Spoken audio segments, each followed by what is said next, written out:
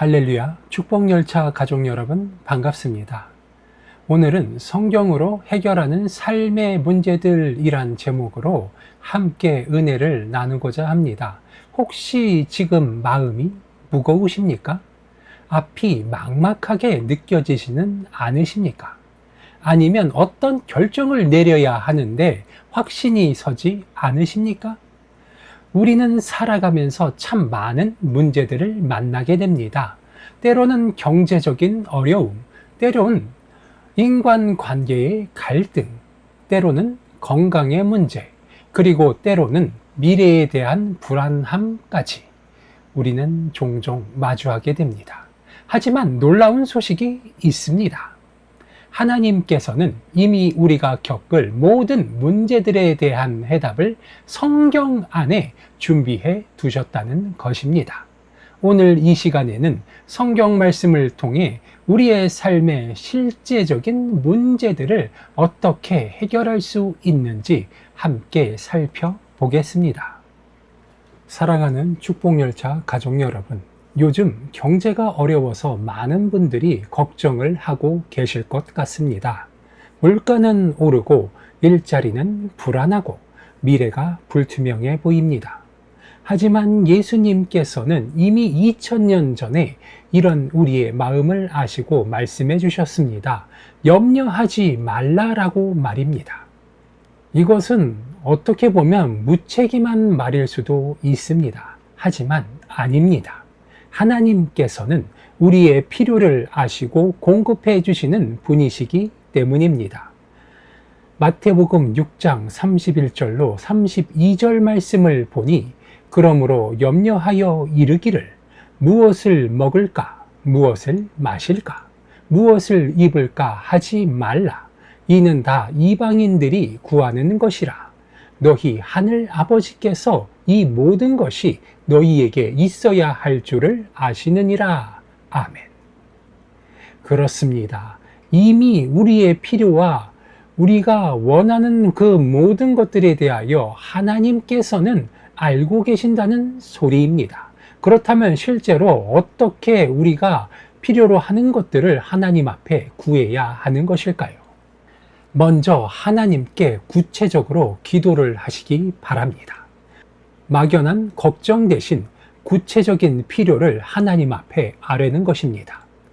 하나님, 이번 달 생활비가 부족합니다. 도와주십시오라고 말입니다. 그리고 지혜롭게 관리를 하셔야 합니다. 잠언 12장 24절에서는 이렇게 이야기합니다. 부지런한 자의 손은 사람을 다스리게 되어도 게으른 자는 부림을 받느니라. 아멘. 그렇습니다. 기도와 함께 실제적인 노력을 병행해야 하는 것입니다. 그리고 마지막으로 나눔의 삶을 살아가야 합니다. 잠언 11장 25절에서 이렇게 이야기합니다. 구제를 좋아하는 자는 풍족하여 질 것이요 남을 윤택하게 하는 자는 윤택하여 지리라. 그렇습니다. 우리는 삶을 통해서 하나님의 복음을 증거하고 하나님의 살아계심을 증거해야 하는 책임이 있는 사람들입니다. 그리고 앞서 이야기했던 잠언 12장 24절의 말씀이나 11장 25절의 말씀과 같이 우리는 늘 부지런하게 움직이고 우리가 가진 것들을 나누면서 하나님의 사랑을 실천해야 하는데, 그렇게 되기 위해서 우리가 먼저 하나님으로부터 공급받아야 할 것, 그것은 바로 하나님의 축복입니다. 그리고 이 축복을 받기 위해 필요한 것, 하나님을 향해 구체적으로 기도하고 지혜롭게 관리하며 그렇게 받은 축복을 나누며 살아가는 삶을 누리는 것입니다. 우리는 막연하게 하나님의 축복을 받아서 누리는 것만을 생각을 합니다. 하지만 반대의 상황이라는 사실을 우리는 깨달아야 합니다. 하나님으로부터 복을 받는다는 것은 그 복을 나누기 위하여 하나님께서 우리에게 그 축복을 나누어 준다는 사실, 이것을 우리는 깨달아야 하는 것입니다. 우리는 받아서 누리는 것이 아니라 받아서 나누는 삶을 산다는 것, 이것을 깨닫게 되시기 바랍니다. 사람이 사는 곳에는 어디든지 갈등이 있습니다. 가족 간의 다툼, 직장에서의 오해, 친구와의 어긋남, 이런 것들이 우리의 마음을 얼마나 아프게 하는지요. 하지만 성경은 이런 관계의 문제들을 해결하는 놀라운 방법을 제시합니다. 먼저 용서하는 것입니다. 그러므로 하나님이 택하사 거룩하고 사랑하신 자처럼 긍휼과 자비와 겸손과 온유와 오래 참음을 옷 입고 누가 누구에게 불만이 있거든 서로 용납하여 피차 용서하되. 골로새서 3장 12절로 13절 말씀입니다. 물론 우리는 알고 있습니다. 용서가 쉽지 않다는 걸 말입니다. 특히 상대방이 먼저 잘못을 했을 때는 더욱 그렇죠. 하지만 용서는 상대방을 위한 것이 아니라 우리 자신을 위한 것입니다. 두 번째, 겸손하게 다가가야 하는 것입니다. 형제들아, 사람이 만일 무슨 범죄한 일이 드러나거든 신령한 너희는 온유한 심령으로 그러한 자를 바로잡고 내 자신을 살펴보아 너도 시험을 받을까 두려워하라. 갈라디아서 6장 1절의 말씀입니다. 다른 사람의 잘못을 지적하기 전에 내 자신을 먼저 돌아보라. 하나님은 성경을 통하여 우리에게 말씀하고 계신 것입니다. 그리고 사랑으로 대화하라 말씀하십니다. 오직 사랑 안에서 참된 것을 하여 범사에 그에게 잘할지라. 에베소서 4장 15절의 말씀입니다. 진실을 말하되 사랑으로 말하라는 것입니다. 실질적으로 우리의 삶 가운데 화가 날 때는 하루를 기다리며 참고 내 마음에 있는 울분을 삭힐 수 있도록 노력해 보시기 바랍니다. 상대방의 입장에서 생각해 보시고 기도를 한 후에 대화를 나누어 보시기 바랍니다. 한 부부의 이야기입니다. 결혼 20년 만에 이혼 위기까지 갔는데 이 말씀들을 실천하며 서로 용서하고 겸손하게 대화하기 시작했다고 합니다. 지금은 더욱 깊은 사랑을 나누며 살아가고 있다고 말씀을 하십니다. 우리의 삶 가운데 언제 어디서 위기가 다가올지 모르지만 중요한 사실은 우리의 삶 가운데 성경 말씀이 살아서 우리의 삶을 지배할 때 우리는 성령의 힘에 힘입어 그 온전한 은혜를 누리며 살아갈 수 있게 되심을 깨닫게 되시기 바랍니다. 건강의 문제는 누구에게나 찾아올 수 있습니다. 갑작스러운 질병, 만성적인 아픔, 그리고 그로 인한 마음의 고통까지 말입니다. 다윗도 이런 경험을 했습니다. 하지만 그는 어떻게 대처했을까요? 먼저 하나님께 솔직히 아뢰었습니다. 시편에서 다윗은 자신의 아픔을 숨기지 않습니다. 하나님께 솔직하게 털어놓았어요. 그렇게 하여 다윗이 얻은 것은 하나님의 치유하심을 얻었다는 것입니다. 그가 찔림은 우리의 허물 때문이요 그가 상함은 우리의 죄악 때문이라. 그가 징계를 받음으로 우리는 평화를 누리고 그가 채찍에 맞음으로 우리는 나음을 받았도다. 이사야서 53장 5절의 말씀입니다. 예수님께서는 이미 우리의 질병을 지고 가셨음을 우리는 알아야 한다는 것입니다. 그리고 감사하는 마음을 잊지 말아야 합니다.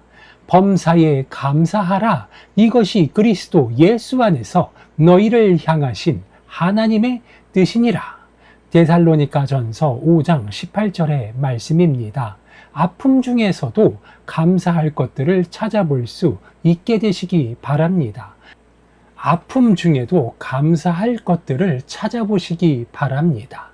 지금 내가 병 중에 있다면 이 병이 낫기 위하여 하나님께 매일같이 치유의 기도를 드리시고 의료진의 도움도 하나님의 은혜로 받아들이시기 바랍니다.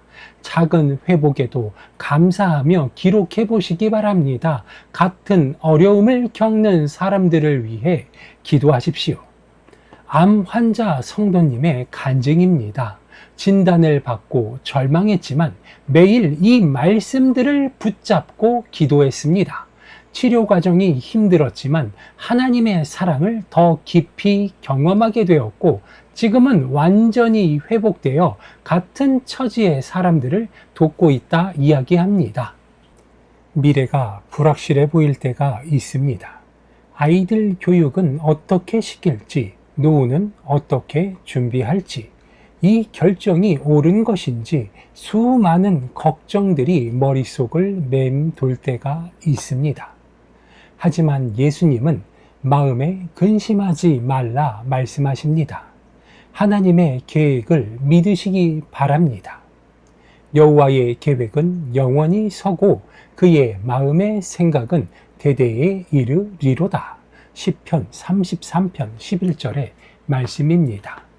하나님께서는 우리를 위한 완벽한 계획을 가지고 계심을 믿을 수 있게 되시기 바랍니다.